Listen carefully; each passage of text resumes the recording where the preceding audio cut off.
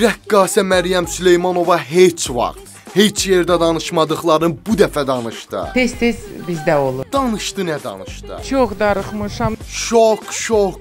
Mənim balamdır. Bu açıqlamanı eşidən hamı şoka düşəcək. Cəmilə mənim doğma qızımdır. Tezliklə ana olacaq Məryəmin 22 yaşlı qızı mı var? Məni çox sevir. Görəsən baş verənlərə Məryəmin həyat yoldaşı İlkin necə reaksiya verəcək? O dərəcədə xoş deyil ki ona. Son zamanlar şou aləminə və mətbuata yeni mövzular verən Rəngarəng bu dəfə hansı bilinməyən faktlar üzə çıxardacaq? Əgər istəsə, kömək eləyərəm. Küslü olan həmkarların görüşü baş tutacaqmı? Birdən qapı döyüldü. Fatimə girdi içəri. Neyniyərsən?